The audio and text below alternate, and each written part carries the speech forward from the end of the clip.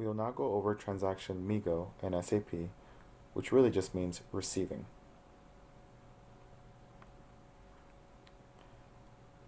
It is very important for inventory and financial reasons for receiving to be done in SAP every single day. In terms of inventory accuracy, if the goods receipt is not done, our inventory values will not be up to date. This would not only affect our buyers, but if there's not sufficient inventory in the system, it could also lead to issues when backflushing. Another financial implication of this transaction is that this is the first step in triggering payment from our vendors.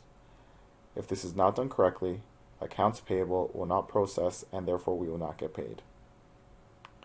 It is because of this that receiving should be done within 24 hours of its physical arrival of the product. In order to properly complete this process from beginning to end, you require two things. First of all, you will need the SAP purchase order. This must be signed off completely by the GG employee, which would most likely be the receiver, along with the vendor paperwork, also signed off by our employee. Another good tool to have with you as you're going through this, especially for the first few times, are the GG internal work instructions for this transaction. We will now look at how we actually go through this process in SAP.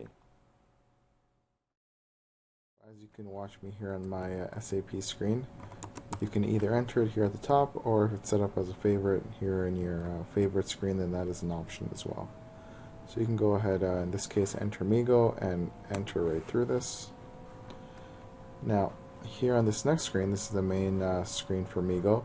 You just need to make sure that your goods receipt option here is selected, as long as with your purchase order, because that is what you will be entering here right next to where it says purchase order. Okay. So I have here a PO number to receive, which is 4502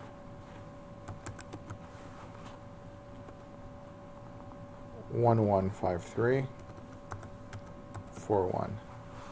Again, I'm just verifying to make sure it does say 101, as this is representative of a goods receipt movement.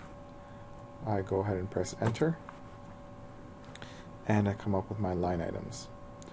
Now, it's very important here that you do have the actual physical copy of the goods receipt document, which would be this, checked off by the receiving team at your respective unit. What you would make sure to do is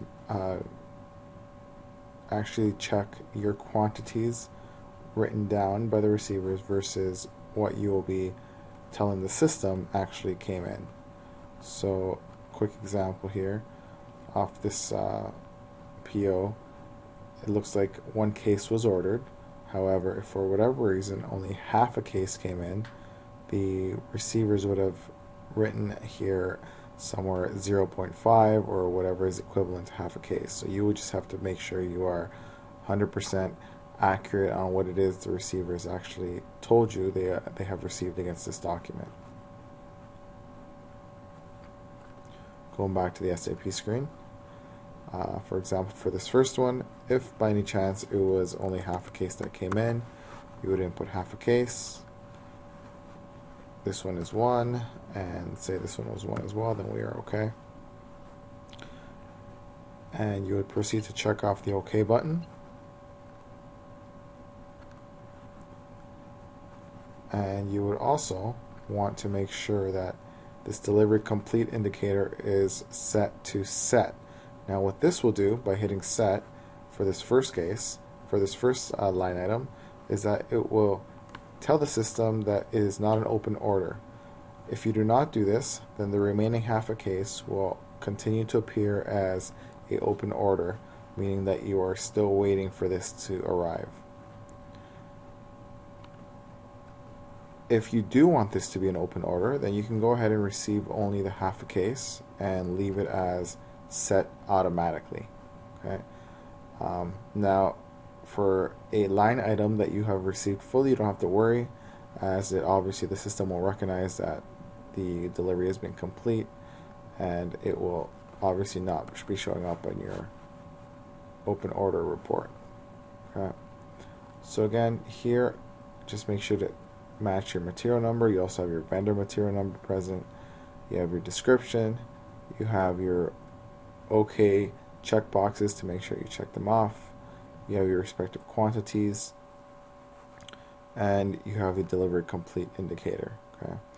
Now, a nice little trick, especially for those POs that are very large in terms of line items. All you really need to do, if you need to check them all off, is click off that first one, make sure that the actual row is highlighted, and you can hit contents. Okay. So again, all I did there was I clicked checked off the first box, highlighted the line, and hit contents. That basically filled out every single OK box for me. It'll be a very useful tool for those POs that you do receive daily and that you are aware that most of them have to do check off. If you're just starting to receive for the first time, I would recommend to go line by line, especially those first couple times, even though it may be a tedious process.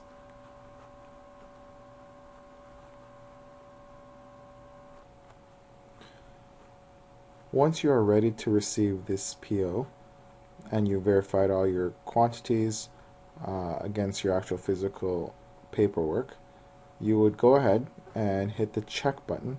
The reason I like to do this is because it avoids surprises when you do go hit the post button. So if you do hit the check button first, you get down here a little message that says document is OK. It signifies you're good to post this and shouldn't have a problem with it.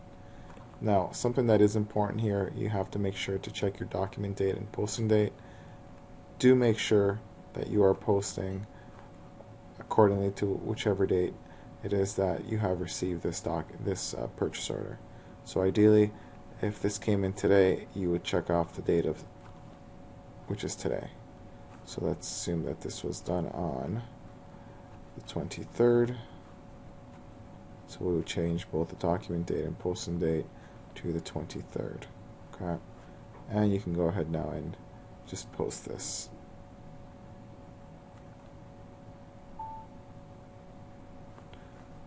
At the bottom here, you will receive a document number that you have posted it. To make it larger, you could always double click on it, and then here you can copy and paste if you need to send it to anyone or if you want to save it somewhere in your own records. Otherwise, just please make sure to note this number on your actual document on your physical PO.